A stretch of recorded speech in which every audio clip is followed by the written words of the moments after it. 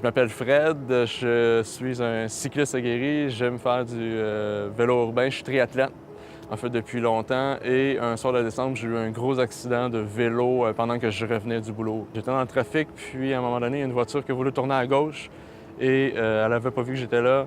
J'ai rentré dans la porte de passager à bonne vitesse. C'était un impact qui était vraiment brutal en fait et on m'a transporté là, dans les minutes qui ont suivi à l'hôpital général là, à l'urgence.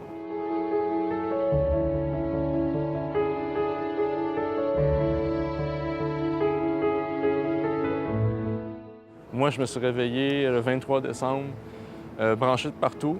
J'ouvre les yeux et j'ai juste le souvenir de mon père, en fait, qui me tient la main, qui est à côté de moi. Je ne sais pas depuis combien de temps.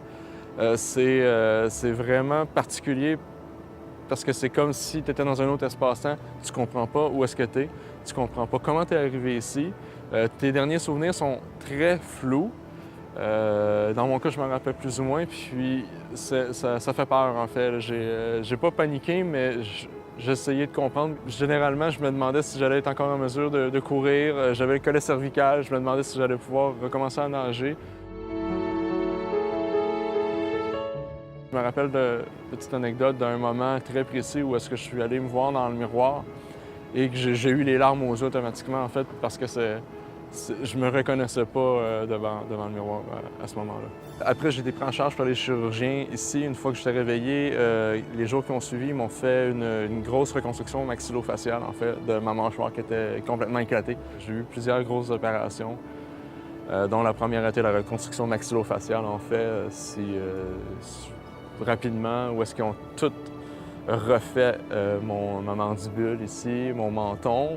Ils m'ont littéralement coupé la gorge pour pouvoir aller replacer ces morceaux-là et mettre une barre de titane, en fait, de métal dans le bas pour que ça soude bien ensemble. À l'heure actuelle, il reste quelques finitions, en fait. On arrête de faire l'agencement, de placer les dents, ces choses-là.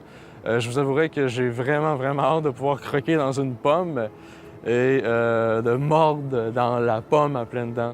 Je suis maintenant rendu à un prochain défi qui est de faire un premier Ironman complet. Ironman, c'est vraiment une grosse compétition qui peut être difficile. On parle de 10 à 13 heures de compétition en continu. Et pour ce défi-là, j'ai décidé de me lier avec la Fondation de l'Hôpital général de Montréal et les départements qui m'ont aidé pour pouvoir sensibiliser d'une part les gens qui étaient autour de moi et d'autre part remercier le travail qui a été accompli au cours des 30 derniers mois en fait avec moi.